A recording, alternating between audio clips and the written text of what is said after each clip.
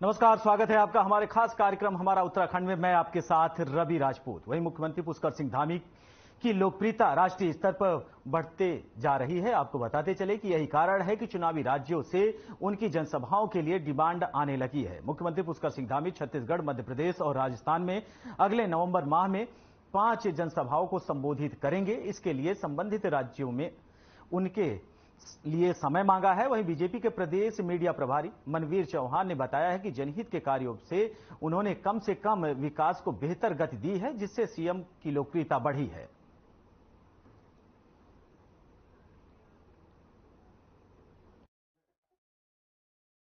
निश्चित रूप से जिस प्रकार से हमारे यशस्वी मुख्यमंत्री माननीय पुष्कर सिंह धामी जी प्रदेश के विकास के लिए लगातार कार्य कर रहे हैं और जिस तरह से उन्होंने प्रदेश के विकास के लिए अपनी कार्यशैली दिखाई है काम करने के लिए, निश्चित रूप से अपने कार्यशैली के कारण हमारे मुख्यमंत्री पूरे देश में भी लोकप्रिय नेता बने हैं और एक लोकप्रिय नेता के रूप में उभर कर आए हैं। और इसी कारण उनके जो चुनावी राज्य हैं उनमें उनकी डिमांड वहाँ के लोगों के द्वारा की जा रही है और हमारे उत्तराखंड के लोग भी इन राज्यों में बहुत अधिक रहते हैं। इस कारण भी हमारे प्रदेश के मुख्यमंत्री माननीय धामी जी को वहां पर लगातार उनकी डिमांड। बढ़ते हैं अगली खबर की ओर, जहां सीमांत जनपद चमोली के देवाल ब्लॉक के गांव वार्ड की 22 वर्षीय भागीरथ बिष्ट ने 11 किलोमीटर की लीडर वेट ट्रेल मैराथन दौड़ में प्रथम स्थान प्राप्त कर 15,000 की नगद धनराशि प्राप्त की है। वहीं पहाड़ की इस होनहार और प्रतिभाशाली बेटी के सपने पहाड़ से भी ऊंचे हैं। बता दें कि भागीरथी का जीवन बचपन से ही अभावों से बीत रहा है। आपको बताते चले कि भागीरथी का सपना है कि देश के लिए ओलंपिक में जाए और देश के गौरव के लिए वो मेडल जीते। आपको बताते चले वहीं राज्य, जनपद और भागीरथी के गांव वार्ड पर भी भागीरथ की इस उपलब्धि पर खुशी का माहौल बना हुआ है। सबका कहना है कि भागीरथी की काबिलियत पर उनको गर्व है। वहीं आपको बता दें कि चमोली जिले में भागीरथी नाम की लड़की ने प्रदेश और अपने जिले का नाम रोशन किया है। मैराथन में लगातार एक लंबी दौड़ के साथ प्रथम स्थान प्राप्त किया है। वहीं भागीरथी के सपने हैं कि आने वाले कल में ओलंपिक में जाए और अपने देश का गौरव बढ़ाए। आपको बता दें कि कई अभावों में भागीरथी का जीवन गुजरा है। अभावों के कारण भागीरथी को वो सुविधा नहीं मिल पाई जो उस बच्ची को मिलनी चाहिए। कश्मीर में अपना नाम रोशन किया है मैराथन दौड़ में, और ग्राम सभा की ओर से उन्हें हार्दिक शुभकामनाएं और धन्यवाद, और पूरा उत्तराखंड का नाम रोशन किया है। ऐसे बालिकाओं को हम शुभकामनाएं। और भारती बहुत आगे पहुंचे, हम लोग यही दुआ चाहते हैं, और देवभूमि का नाम भी रोशन किया है, यही हमारी शुभकामनाएं हैं। कश्मीर मैराथन दौड़ में जो है कुमारी भागीरथी ने जो है कि प्रथम स्थान प्राप्त किया है। भागीरथी एक हिमालयी क्षेत्र नंदा देवी राजमार्ग मार्ग वाण की रहने वाली है और भागीरथी ने जो है ग्राम सभा वाण का नाम तो रोशन किया ही है, साथ में चमोली जिले का और पूरे उत्तराखंड का नाम रोशन किया है। हमें कुमारी भारती छोटी बहन पर जो है बहुत गर्व है और सारे गांव में खुशी का माहौल है कि भागीरथी ने मैराथन दौड़ टॉप हासिल की है। मैं भागीरथी को अग्रिम शुभकामनाएं देता हूं और भविष्य के लिए बहुत बहुत बधाइयां देता हूं और आशा करता हूं कि भागीरथी और आगे पहुंचे, अपनी मंजिल पार करे और देश का नाम भी रोशन करे।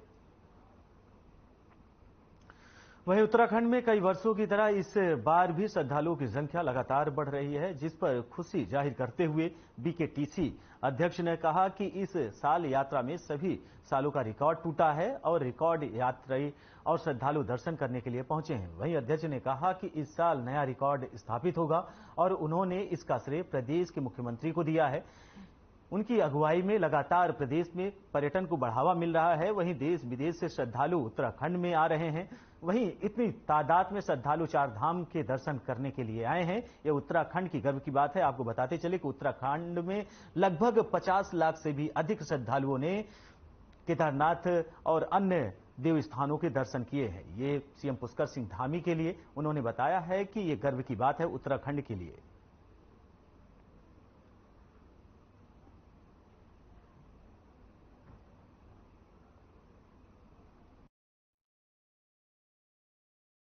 वो एक रिकॉर्ड संख्या में पहुंचे हैं और अभी कपाट बंद होने के लिए कुछ दिन शेष हैं। तो हमारा अनुमान है कि इस वर्ष एक नया ही कीर्तिमान स्थापित होगा।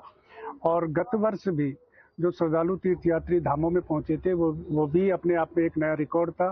और इसके लिए निश्चित रूप से प्रदेश सरकार द्वारा, माननीय मुख्यमंत्री जी द्वारा जो यात्रा व्यवस्थाओं को लेकर के लगातार उनका मार्गदर्शन मिलता रहा, उनके द्वारा मॉनिटरिंग की जाती रही, उसका ये परिणाम है। और श्रद्धालु तीर्थयात्री पर्यटक बड़ी संख्या में निरंतर उत्तराखंड की ओर आ रहे, 4 धामों में आ रहे हैं और ये हमारे लिए भविष्य के लिए भी एक और सुखद। बढ़ते हैं अगली खबर की ओर, जहां मुख्यमंत्री पुष्कर सिंह धामी ने उत्तराखंड में आगामी 8 और 9 दिसंबर को होने वाले ग्लोबल इन्वेस्टर समिट को लेकर चेन्नई में आयोजित रोड शो में प्रतिभाग किया। मुख्यमंत्री धामी ने इस दौरान विभिन्न सेक्टर से जुड़े निवेशकों के साथ बैठक की। वहीं सीएम धामी के साथ चेन्नई रोड शो में कैबिनेट मंत्री सतपाल महाराज और कैबिनेट मंत्री सौरभ बहुगुणा भी शामिल हुए। वहीं मुख्यमंत्री ने कहा कि उत्तराखंड में विश्व स्तरीय पर्यटन स्थल होने के साथ साथ फूड प्रोसेसिंग, शिक्षा और स्वास्थ्य जैसे अनेकों क्षेत्रों में निवेश की अपार संभावनाएं हैं। उत्तराखंड राज्य को पीस टू प्रोस्पेरिटी के मूल मंत्र के साथ सक्रिय है। वह निवेशक अनुकूल वातावरण रहेगा।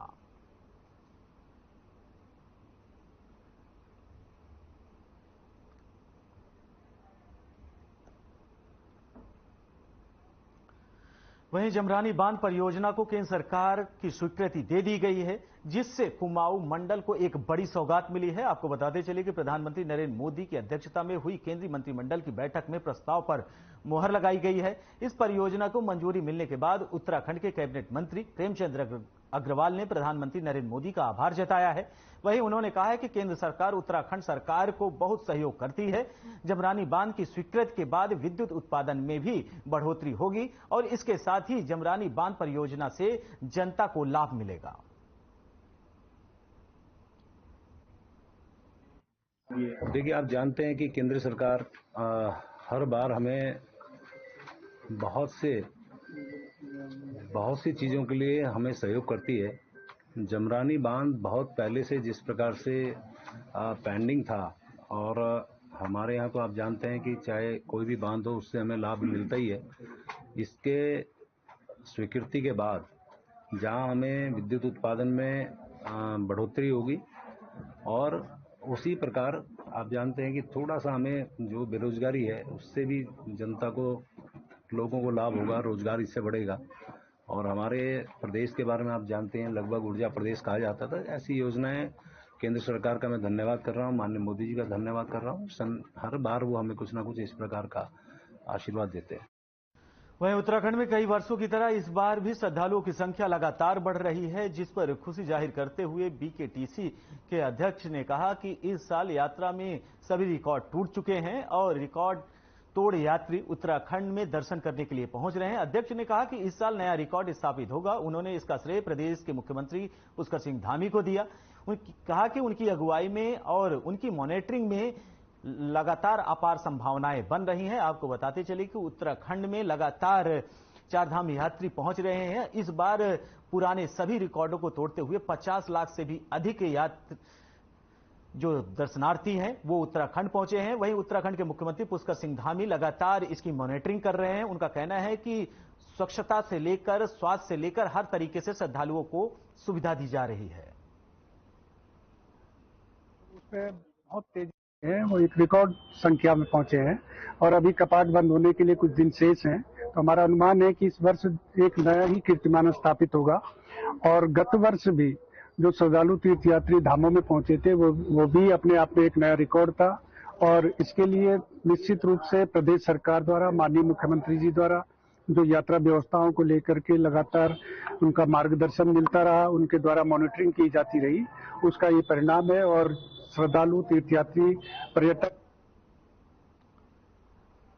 धामों में आ रहे हैं और ये हमारे लिए भविष्य के लिए भी एक और सुखद संकेत है। वहीं उपराष्ट्रपति जगदीप धनखड़ की पत्नी संग पहुंचे केदारनाथ धाम। आपको बताते चलें कि वहीं वीवीआईपी हेलीकॉप्टर से पहुंचने पर राज्यपाल गुरमीत सिंह, जिला अधिकारी डॉक्टर सौरभ गहरवार, पुलिस अधीक्षक विशाखा अशोक भदाड़े और एडीएम वीर सिंह बुदियाल, उप जिला अधिकारी ऊखी मठ और जितेंद्र वर्मा, बीजेपी जिला अध्यक्ष आपको बताते चले, और तमाम लोग पहुंचे हैं। और जिसके बाद हेलीपैड से उतरने के बाद उन्होंने केदार घाटी की जानकारी ली। कुछ देर सेफ हाउस में रुकने के बाद वो बाबा केदारनाथ मंदिर में प्रवेश कर रुद्राभिषेक और विशेष पूजा अर्चना कर देश की खुशहाली की कामना की।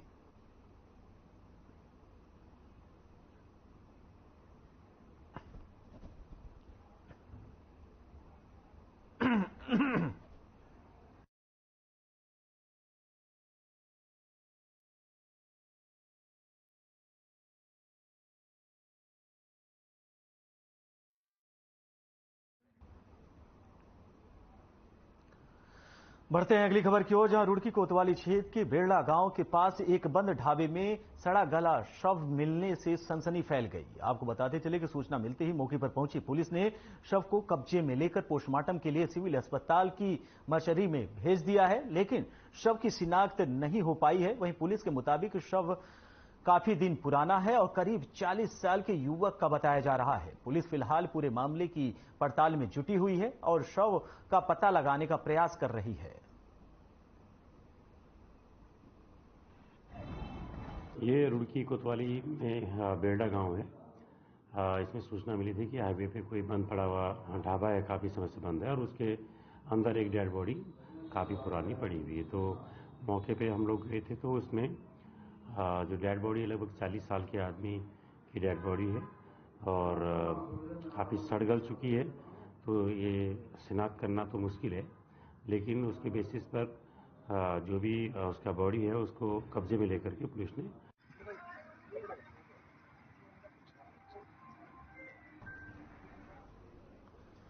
वहीं आपको बता दें कि बंद ढाबे में अचानक वृद्ध का शव मिला, जिसके बाद इलाके में सनसनी फैल गई। आपको बताते चले कि शव की शिनाख्त के लिए पुलिस लगातार प्रयास कर रही है और आए दिन आपको बता दें कि पुलिस का कहना है कि अपराधियों को अंजाम देने के पहले ही लगातार क्षेत्र में गश्त भी की जाती है, लेकिन इस व्यक्ति की तलाश पहले से भी थी। लेकिन आपको बता दें कि शव का शिनाख्त के लिए पुलिस लगातार प्रयास कर रही है। फिलहाल 40 से 45 साल उम्र बताई जा रही है। आपको बता दें चले कि बंद ढाबे में 40 से 45 साल के युवक का शव मिला और जिसके बाद इसकी सूचना जैसे ही पुलिस ने अन्य लोगों को दी तो उसके बाद क्षेत्र में सनसनी फैल गई। फिलहाल पुलिस ने शव को पोस्टमार्टम के लिए भेज दिया है और शव के शिनाख्त के लिए लगातार जांच की जा रही है। आपको बताते चले कि 40 उम्र का युवक बताया जा रहा है, जिसकी ढाबे के बंद कमरे में और कई दिन पुराना ये शव है। आपको बताते चले कि लगभग शव पूरी तरीके से सड़ा हुआ था और जिसके बाद ये सूचना पुलिस को गुप्त सूचना मिली और पुलिस ने जब वहां पे पहुंचे तो शव को अपने कब्जे में लेकर पोस्टमार्टम के लिए भेज दिया है। फिलहाल अग्रिम जांच में जुट गई है।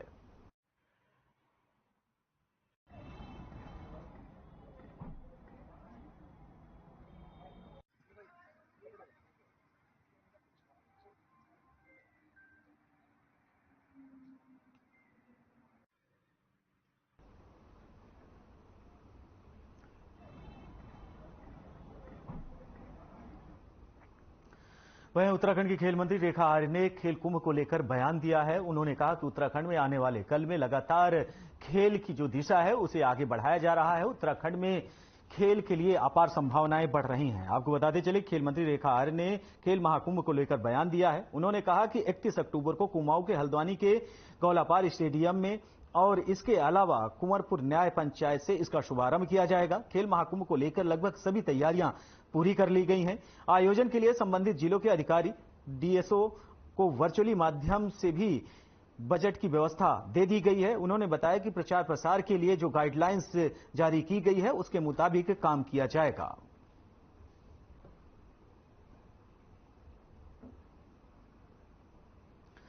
वहीं आपको बता दें कि खेल मंत्री रेखा आर्य ने खेल महाकुंभ को लेकर बड़ा बयान दिया है। उन्होंने कहा कि 31 अक्टूबर को कुमाऊं के हल्द्वानी के गौलापार स्टेडियम में, इसके अलावा कुंवरपुर न्याय पंचायत में इसका शुभारंभ किया जाएगा। वहीं खेल महाकुंभ को लेकर लगभग सभी तैयारियां पूरी कर ली गई हैं।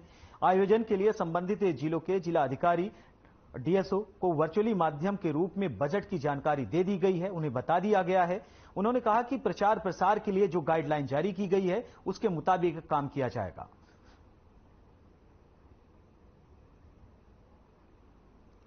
वहीं आपको बता दें कि खेल महाकुंभ को लेकर खेल मंत्री रेखा आर्या ने बयान दिया है। उन्होंने कहा कि खेल जगत में उत्तराखंड लगातार अन्य क्षेत्रों के मुताबिक खेल और प्रतियोगिताओं में बढ़ चढ़कर भाग ले रहा है, चाहे पहाड़ी एरिया हो या फिर समतल एरिया। सभी क्षेत्रों के युवा लगातार खेल के प्रति उनमें जागरूकता बढ़ रही है, रुझान बढ़ रहे हैं। उत्तराखंड सरकार भी युवाओं को खेल के प्रति प्रोत्साहित कर रही है, जिससे आने वाले कल में उत्तराखंड के युवा लगातार प्रदेश ही नहीं बल्कि देश और बड़े बड़े जो ट्रॉफी होते हैं उसमें भी जाकर उत्तराखंड समेत पूरे देश का नाम रोशन कर सके।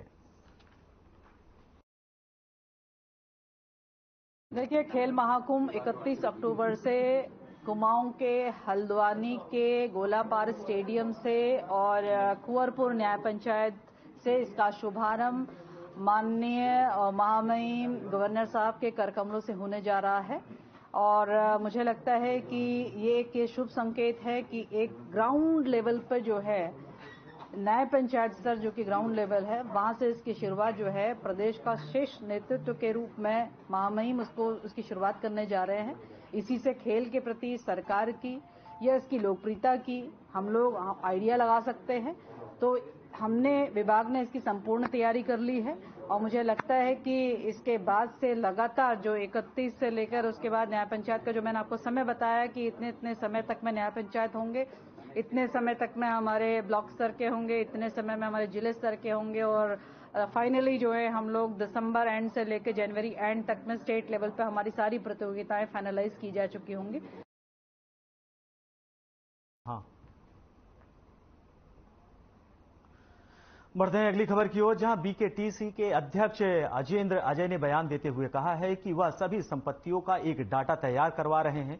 उन्होंने कहा कि उत्तर प्रदेश लखनऊ और फतेहपुर में बद्रीनाथ और केदारनाथ कमेटी की गई जमीनी है और आपको बताते चले कि जिन्हें चिन्हित कर लिया गया है। उन्होंने कहा कि कुछ संपत्तियों पर अवैध कब्जे हो रखे हैं, जिसको लेकर उन्होंने मुख्यमंत्री योगी आदित्यनाथ से मुलाकात की थी और अपने केदारनाथ और बद्रीनाथ प्रवास के दौरान उन्होंने मंदिर समिति को मदद करने का आश्वासन दिया है। उन्होंने यह भी कहा कि कई लोग ऐसे हैं जिन लोगों ने लंबे समय से इन जमीनों का किराया नहीं दिया है। साथ ही वह लोग भी हैं जो रिलीज की शर्तों का उल्लंघन कर रहे हैं, जिसे अब तक लगभग 25 लाख रुपए की राजस्व वसूली की जा रही है। कर रहे हैं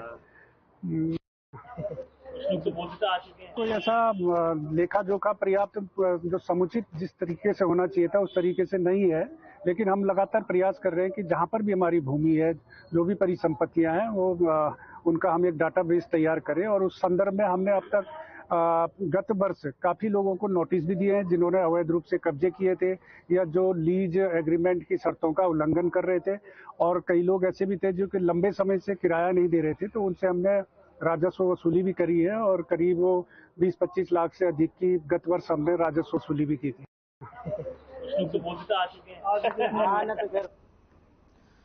वहीं प्रदेश में वक्फ बोर्ड की संपत्ति सूचना के अधिकार अधिनियम के दायरे में रहेगी। राज्य सूचना आयुक्त योगेश भट्ट ने इस मामले में आदेश पारित करते हुए अपील का निपटारा भी कर दिया है, और जिसमें पीरान कलियर शरीफ दरगाह सहित प्रदेश की अरबों की 2000 से अधिक संपत्तियां हैं। उन्होंने वक्फ बोर्ड व वक्फ संपत्तियों के प्रबंधन में 6 महीने के भीतर आरटीआई एक्ट के तहत मैनुअल तैयार करने के निर्देश दिए हैं।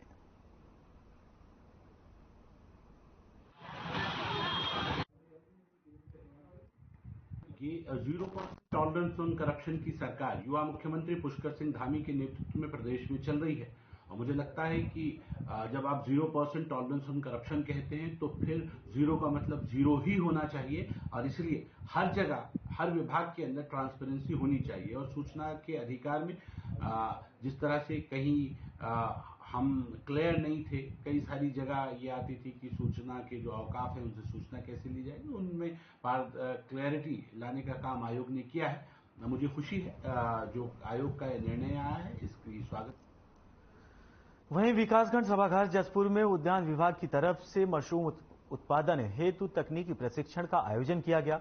इसमें इंडो उच्च मशरूम परियोजना, ज्योलिकोट और नैनीताल के वैज्ञानिकों द्वारा किसानों को मशरूम उत्पादन कर आय दुगनी करने का मंत्र दिया गया। मुख्य मशरूम विकास अधिकारी जेसी भट्ट ने मशरूम कंपोस्ट बनाने की तकनीक भी उन्होंने अच्छी तरीके से समझाई। आपको बताते चले कि MS रौतेला ने मशरूम उत्पादन में रोग नियंत्रण की बारीकियों से अवगत कराया। वहीं गोष्ठी का संचालन करते हुए अपने संबोधन में शंकर लाल कोहली, ज्येष्ठ उद्यान निरीक्षक जसपुर द्वारा किसानों से अपील की गई कि अधिक से अधिक मशरूम का उत्पादन करें। सैकड़ों किसान इस दौरान मौजूद रहे।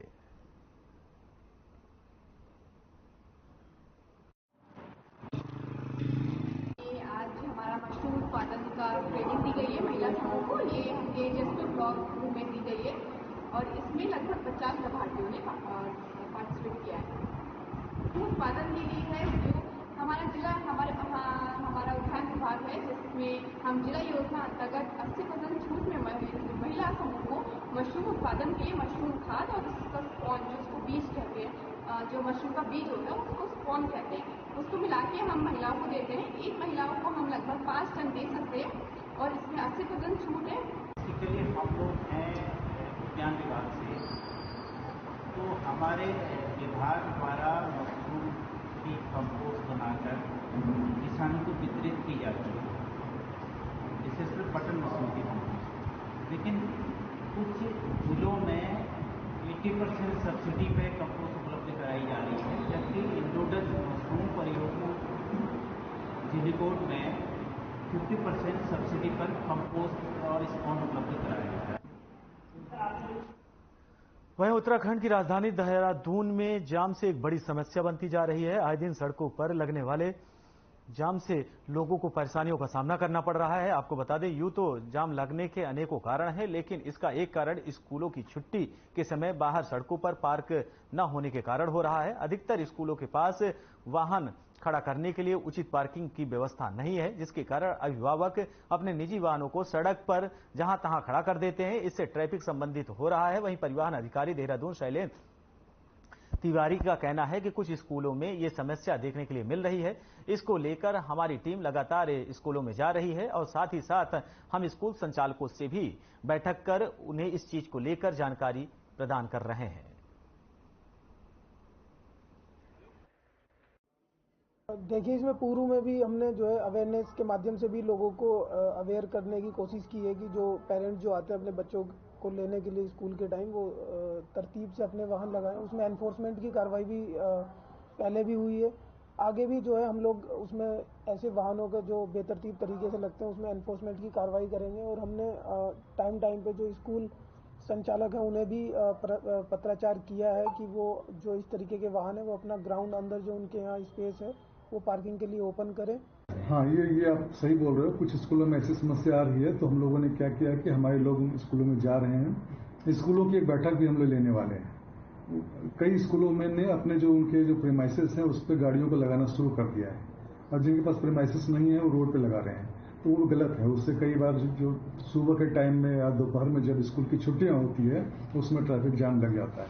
तो इसको हम ट्रैफिक पुलिस के साथ मिल करके और स्कूल के जो ओनर हैं, प्रिंसिपल हैं, उनसे भी बात करें। फिलहाल इस बुलेटिन में हमारे साथ इतना ही। नमस्कार।